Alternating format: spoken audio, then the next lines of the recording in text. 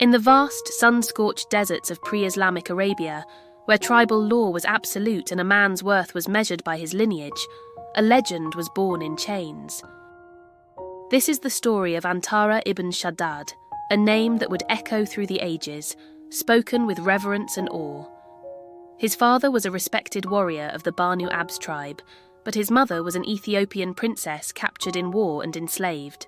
Because of his mother's status, Antarah was born a slave, his dark skin a constant reminder of his lowly station in a society that valued pure Arab blood above all else.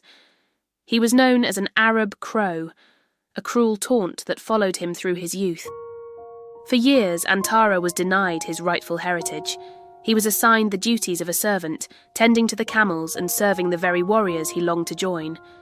Yet within this young slave beat the heart of a lion. He possessed immense strength, courage that bordered on recklessness, and a spirit that refused to be broken.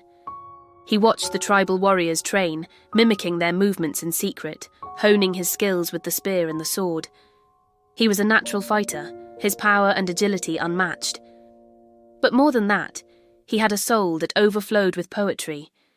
In the quiet solitude of the desert, he composed verses of longing, love, and a fierce desire for freedom. His heart belonged to his cousin, Abla. She was the daughter of a chief, beautiful and noble, but their love seemed impossible. He was a slave, she was freeborn. The social chasm between them was as wide as the desert itself. Yet, his love for her became the fire that fueled his ambition. He poured his feelings into passionate poems, verses that spoke of her beauty, his devotion, and the pain of his unrequited love. These weren't just simple rhymes. They were masterpieces of language, filled with vivid imagery of the desert, the thrill of battle, and the raw emotion of a man fighting for his place in the world. The turning point for Antarah came, as it often does in the desert, with the threat of war. A rival tribe launched a surprise raid on the Banu Abs, threatening their homes and their honour. The Abs warriors fought bravely, but they were outnumbered. In the heat of the battle, Antarah's father, Shaddād, saw the chaos and desperation. He turned to his powerful son, who had been ordered to stay behind with the women and camels, and commanded him to fight. But Antarah, with years of resentment boiling inside him, famously retorted, "A slave knows not how to charge nor how to defend. He is only good for milking goats and binding their udders." His father, desperate, made him a promise that would change history. "Charge, Antarah," he declared, "and you are free." Those were the only words Antarah needed to hear. He grabbed a spear and a sword and plunged into the fray like a force of nature. He fought with the fury of a man who had everything to prove and nothing to lose. His strength was terrifying, his skill breathtaking. He cut through the enemy ranks, a whirlwind of steel and courage, turning the tide of the battle almost single-handedly.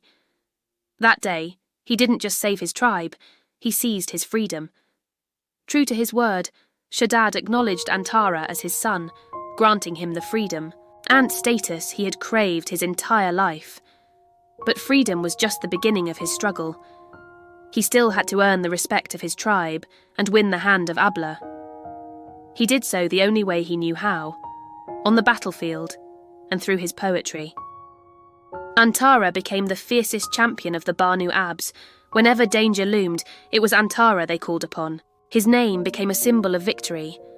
In epic duels and sprawling battles, he proved his valor time and time again, his heroic deeds becoming the stuff of legend. And with every battle won, his poetic voice grew stronger. His odes, known as qasidas, were recited around campfires across the Arabian Peninsula. He wrote of the clash of swords, the thunder of hooves, the loyalty of his warhorse, and the stark beauty of the desert landscape. But always he returned to his love for Abla. He described her smile, the grace of her movements, and his unending quest to be worthy of her. His poetry was so powerful, so moving, that it captured the hearts of all who heard it. His masterpiece, the ode that would grant him immortality, begins with a classic poetic trope, the poet stopping at the abandoned ruins of his beloved's campsite. But from there, it blossoms into an epic of self-reflection, a chronicle of his battles and a testament to his unbreakable will. He describes his own prowess in combat, not out of arrogance, but as a way of proving his worth, of showing the world that this former slave was the equal of any nobleman. This magnificent poem was so revered that legend says it was chosen as one of the 7 Muʿallaqāt, the hanging odes, masterpieces of Arabic poetry that were said to be embroidered in gold thread and hung on the walls of the sacred Kaaba in Mecca for all to admire. Imagine the significance of this, the words of a man born a slave, displayed in the most sacred place in Arabia. Antarah had transcended his birth, his social status, and the prejudices of his time through the sheer force of his will, his courage in battle, and the genius of his poetry. He had fought not just with a spear but with a pen, carving out a new identity for himself from the stone of societal rejection. Antarah's story is more than just a tale of a warrior. It's a story about honour, identity, and the relentless pursuit of dignity. He challenged the rigid social structure of his era, proving that a person's worth is defined by their character and actions, not their birth. He lived by a code of chivalry that valued courage, generosity, and the protection of the weak. His life became a blueprint for the ideal Arabian knight. Even in his later years, Antarah remained a formidable warrior. He continued to defend his tribe and his honour until his final breath, falling in battle as the hero he had always been. But his death was not the end. His story and his poems lived on, passed down from generation to generation. He became the central figure of a grand romantic epic, Sirat Antar, a collection of tales that embellished his life into a sprawling saga of adventure, romance, and heroism, which has been compared to Europe's Arthurian legends. Today, Antarah ibn Shaddād is remembered not as a slave, but as one of the greatest heroes of the Arab world. A warrior who won his freedom with his sword and achieved immortality with his words. His life is a timeless testament to the idea that no matter the circumstances of your birth, you have the power to write your own destiny. From the dust of the desert, his voice still rises, a powerful ode to love, honour, and the indomitable strength of the human spirit. Thanks for joining us on this journey into the past. If you love epic stories like this, make sure to like this video and subscribe to our channel for more legends from history. We'll see you next time.